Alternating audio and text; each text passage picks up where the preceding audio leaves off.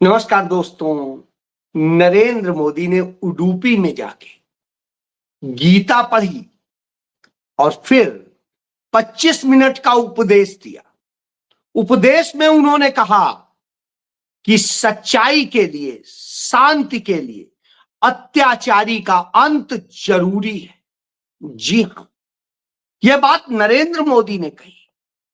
जब नरेंद्र मोदी यह बात कहती हैं और उसके बाद में गोवा पहुंच जाते हैं और गोवा में राम की एक बड़ी सी प्रतिमा का उद्घाटन करते हैं। उस गोवा में जहां ईसाइयों की संख्या 80% है। जी, बहरहाल कोई बात नहीं। वहां वो उपदेश दे रहे होते हैं कि सच्चाई के लिए, शांति के लिए अत्याचारी का अंत जरूरी है। तो अब सवाल उठता है कि आखिर अत्याचारी है कौन? 2014 में नरेंद्र मोदी तमाम सारे वायदे करके आए थे। बहुत हुआ नारी पर वार, अब की बार मोदी सरकार। और साहब, हालत यह हो गई है कि हमारे देश के अंदर नारियां सुरक्षित नहीं है और छोटी छोटी बच्चियां शिकार हो रही। नरेंद्र मोदी का खुद नाम आ रहा है एप्स्टीन फाइल में। जी, जेनिफर एस्टीन की फाइल, जो छोटी छोटी लड़कियों के साथ में रेप करने वाले या दूसरे और यौन शोषण करने वाले तमाम सारे लोगों की जो लिस्ट है। Modi on board. जी, जब यह स्थिति होती है तो हमें समझना होगा। हमीरपुर में एक गरीब घर की बच्ची, उसके घर में घुस के 3 युवाओं ने उसके साथ रेप किया, गैंग रेप किया और उसके बाद उसे तेजाब पिला दिया। बीभत्स ढंग से उसके साथ में जो घटनाएं की गई, और एक बार नहीं बार बार की गई। उसके जब परिवार के लोग आए और उसे लेके हॉस्पिटल गए तो एक हॉस्पिटल से दूसरे हॉस्पिटल, दूसरे हॉस्पिटल से तीसरे हॉस्पिटल, तीसरे से चौथे। ये उत्तर प्रदेश की घटना है, राम राज्य वाले, डबल इंजन वाले, ट्रिपल इंजन वाले राज्य की। और कभी झांसी, कभी कानपुर, कभी कहीं, कभी पीजीआई लखनऊ, कभी मेडिकल कॉलेज लखनऊ, और उसने दम तोड़ दिया। उसे बेड नहीं मिला, इलाज नहीं मिला। कहा गया पैसा नहीं है इसलिए इलाज नहीं मिलेगा और पीजीआई से भगा दिया गया। सोचिए, उस मरती हुई लड़की का इलाज नहीं किया गया, मर गई। 16 साल की बच्ची थी। अब सोचिए, 15-16 साल की लड़कियों के साथ में यह हो रहा हो तो अत्याचार कौन कर रहा है? क्या उन अत्याचारियों के ऊपर का अंत होगा? शायद नहीं। क्यों? क्योंकि यह करने वाले और कोई नहीं, भाजपा के कार्यकर्ता थे। जी हां, उन्होंने यह कर्म किया। इस पर यह गोदी मीडिया नहीं चिल्लाएगा क्योंकि इससे हिंदू मुस्लिम का नैरेटिव नहीं बनता है। इस पर और तमाम लोग नहीं चिल्लाएंगे। आप याद करिए, हरिओम वाल्मीकि को पीट पीट के मार डाला गया था, कोई मीडिया नहीं चिल्लाया। क्यों? क्योंकि वो मारने वाले भाजपाई थे, नरेंद्र मोदी और योगी के समर्थक थे, राम राज्य वाले थे। और ऐसे ही राम राज्य वाले तमाम जगह तमाम घटनाएं अंजाम दे रहे हैं और फिर झूठ फैला रहे। एक और अत्याचार की घटना दिखा देता हूं, और वह देखना भी जरूरी है, इसलिए आपको दिखाता हूं। घटना इसलिए कि एक शख्स है, उसके साथ में क्या होता है वह जानने वाला है।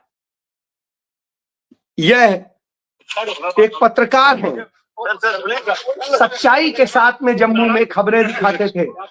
अभी देखेंगे आप यहाँ पे कितनी बड़ी मात्रा में पुलिस, आप हाथ नहीं लगाइएगा, हम छेड़ नहीं रहे हैं आपके साथ। मेरा मकान तोड़ने के लिए यहाँ पे कितनी भारी मात्रा में है। जेडीए की स्टेट लाइन दुनिया जहान की कब्जा है, लेकिन मेरा मकान तोड़ना है क्योंकि हम सच दिखाते हैं। ये देखेंगे आप, थोड़ा सा टाइम मांग रहा हूं मैं इनसे, लेकिन इनके पास टाइम नहीं है। हमारा पूरा घर मेरा यहाँ पे है, पिछले 40 सालों से हम यहाँ पे रह रहे हैं। और ये गुंडागर्दी आप देख सकते हैं, इतना काम झाम एक अरफाज गैंग के लिए, एक अरफाज गैंग। सर अब आप सोच लीजिए, ये अरफाज नाम के पत्रकार हैं, इनके साथ इस तरीके से होता है जम्मू में। और जम्मू में नरेंद्र मोदी सरकार की, क्योंकि लैंड जो है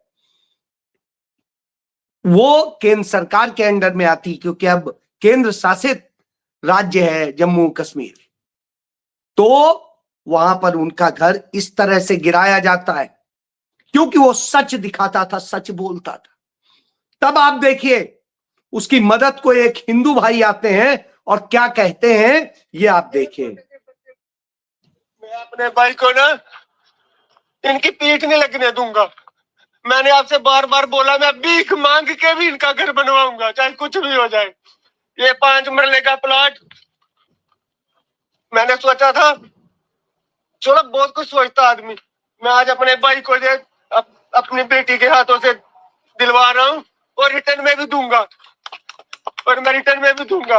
ये 3 मरले का प्लॉट तोड़ा ना, मैं 5 दूंगा। सालों 5 तोड़ा, मैं 10 दूंगा। लेकिन ऐसा मत करो, चलो मत करो। छोटे से बच्चे को देख लो, बेचारा बैठा है, और लानत है तुम्हारे ऊपर, ऐसी सरकार हो, लानत है। हम इस देश में रह के बेघर होंगे। मैं बोलता हूँ कि बीजेपी वालों, तुम सालों मर जाओ, तुम्हें कीड़े पड़े, कुत्तों मर जाओ तुम। और आप इसमें यह जानिए, ये पंडित जी कश्मीरी पंडित है, यह अरफाज का घर 3 मरले का था, इन्होंने उसको 5 मरले जमीन दी, और 5 मरले जमीन दी, और इन्होंने कहा कोई नहीं, मैं कैसे भी घर बनवाऊंगा, मैं बनवा के दूंगा। इस तरह से मदद करने आए। अब आप सोचिए, यह हिंदू मुस्लिम, यह मोहब्बत की दुकान है। नफरत के बाजार में मोहब्बत की दुकान यही होती है कि एक मुस्लिम पत्रकार जो ईमानदारी से सच्चाई दिखा रहा था, झूठ का दमन कर रहा था, उसका घर बुलडोज कर दिया जाता है। भारी भरकम पुलिस लाके एक बेचारे पत्रकार के घर को, और यह हिंदू भाई आते हैं, अपना 5 मरले के मकान की रजिस्ट्री थमा देते हैं कि लो आज से तुम्हारा हुआ। और उन्होंने कहा ये वो भी तोड़ेंगे तो 10 मरले का दूंगा। सोचिए आप। और इसके बाद तो क्या नरेंद्र मोदी उस अत्याचारी सरकार को, अपने उस गवर्नर को करेंगे, उसका अंत करेंगे क्या? नहीं करेंगे, क्योंकि झूठ और नफरत ही तो इनके पास है, उसके सिवा और कुछ नहीं है। और जब ये हो, दिल्ली प्रदूषण से मर रही है, सब कुछ हो रहा है, उनका गवर्नर जो एलजी है, वो आप देखिए इंजॉय कर रहा है दिल्ली में। वाह, दिल्ली बड़ी अच्छी लग रही है। अब आप बताइए, ये लोग कहेंगे ये, अब झूठ भी दिखा देता हूं। झूठ ये कि नरेंद्र मोदी सरकार ने झूठे डेटा बनवाए, और झूठे डेटा बनवा के कहा कि भारत की जीडीपी इस तिमाही में 8.2% की दर से बढ़ी है, 8.2 की दर से। जब वो ये कहते हैं, उसी समय में आईएमएफ, ये भी आप देख लीजिए, सबूतों के साथ बात करता हूं, आईएमएफ कह देता है कि भारत झूठे डेटा बना करके जीडीपी दिखा रहा है। और उसने कहा कि भारत का पूरी तरीके से, आईएमएफ मतलब इंटरनेशनल मॉनिटरी फंड, जो तय करता है कि किसकी क्या है, तो उसने भारत की जीडीपी के डेटा को सी कैटेगरी में डाल दिया, यानी फ्रॉड वाली कैटेगरी में डाल दिया। उसने कहा इनका कोई डेटा सही नहीं। ये मनमोहन सिंह सरकार के समय के जो मानक थे, उन मानक के हिसाब से देखें तो भारत की जीडीपी माइनस पे चली जाएगी। अब आप सोचिए, उसके मुताबिक माइनस पे चली जाएगी, लेकिन झूठे डेटा पे बताएंगे।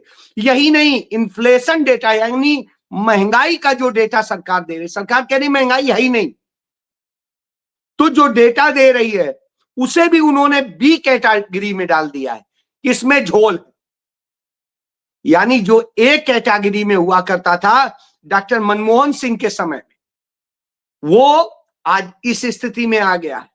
और यही नहीं, डेटा को समझ ले, समझ से बाहर है कि जिस तरीके से 4 लाख करोड़ के फर्जी पूरे डेटा को वो किया गया है, वह समझ में आता है कि किस तरह से, यदि इतनी अच्छी जीडीपी है, सब कुछ है, तो भारत का रुपया डॉलर के मुकाबले इतनी बुरी हालत में क्यों है?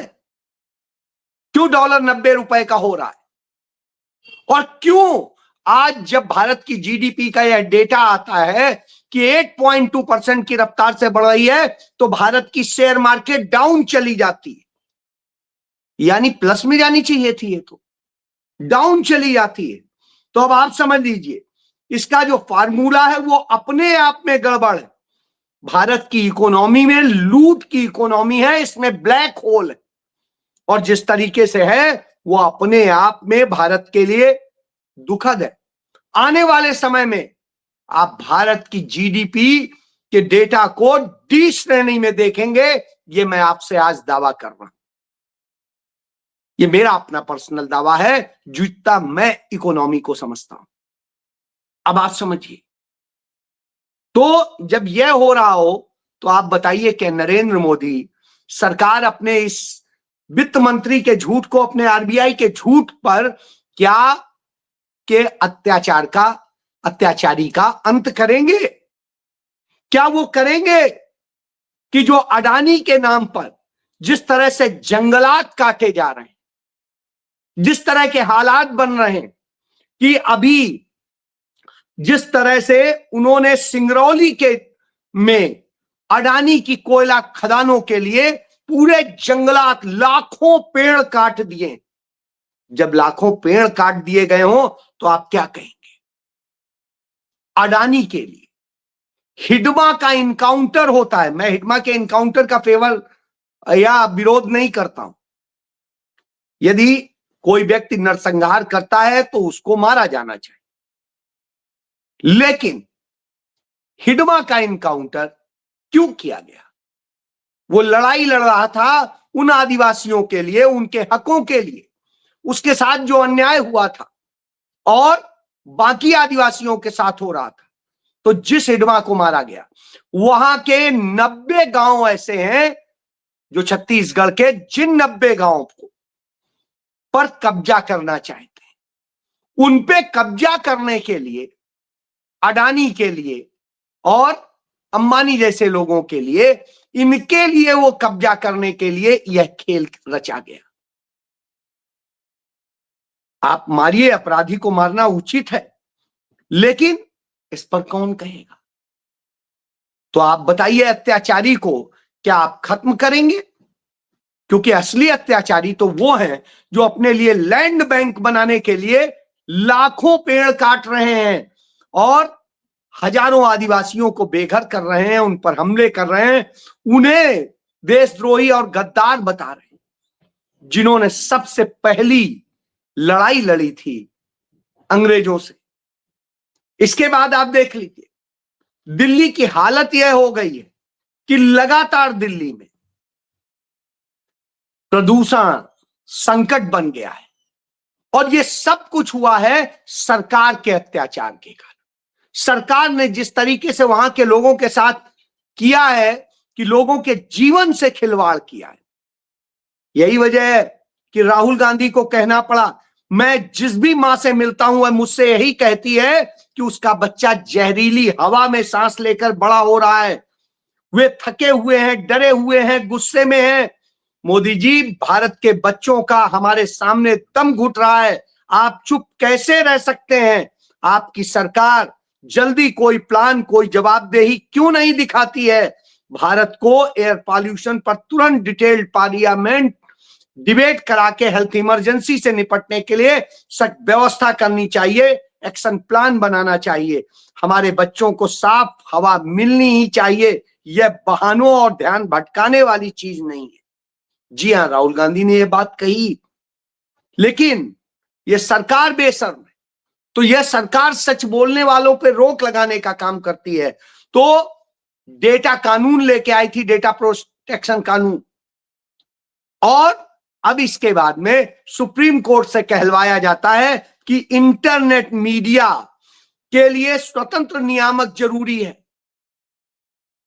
अब आप समझ लीजिए, इंटरनेट मीडिया यानी डिजिटल मीडिया जिस पर हम आप बात करते हैं, इस पर रोक लगाने के लिए यह हो रहा है। दूसरी तरफ वही सुप्रीम कोर्ट कहता है दिल्ली एनसीआर में प्रदूषण रोकने के लिए हमारे पास कोई जादुई छड़ी नहीं है। हम कहां कह रहे हैं जादुई छड़ी? सरकार को निर्देश दीजिए ना। नहीं है।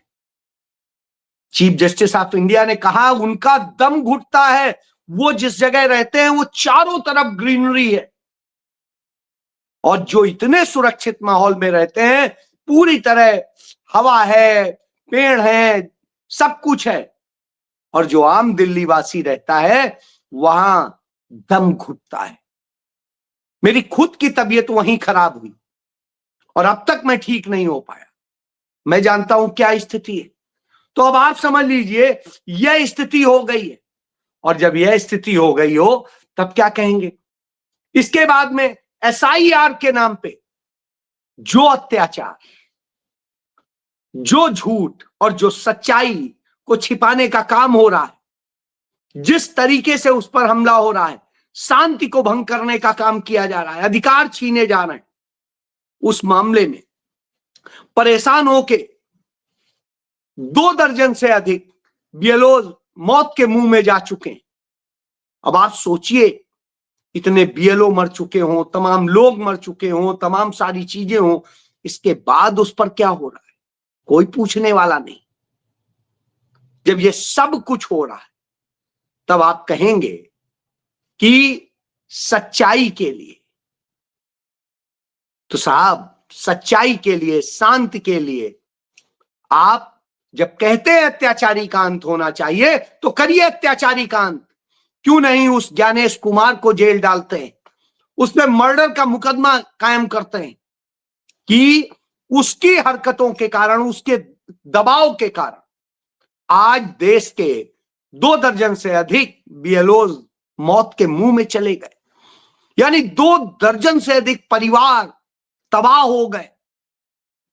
इसके बाद आप कहेंगे अत्याचारी कौन है? स्वाभाविक सी बात, अत्याचारी तो आप हैं, क्योंकि ये सारे गुनाह आपके लिए हो रहे हैं। अडानी आपका है, मुस्लिम पे बुलडोजर आपके कारण चल रहे हैं, और इसके अलावा जिस तरीके से दिल्ली आज प्रदूषित हो रही है आपके कारण हो रही है। और चाहे यमुना हो, गंगा हो, कोई भी, सब प्रदूषित, बुरे हाल। लड़कियों के साथ रेप करने वाले, गैंग रेप करने वाले आपके ही लोग हैं। तो जब सारे अत्याचारी आपके हैं तो अंत किसका होना चाहिए? उस शख्स का जिसने यह अत्याचार को संरक्षण दिया है, जिस शख्स ने इस तरह से पूरा माहौल बनाया है, घृणा का माहौल बनाया है, नफरत का माहौल बनाया, तो और जो संविधान की हत्या कर रहा है, सच्चाई की हत्या कर रहा है, तो साहब ऐसे व्यक्ति तो आप ही हैं।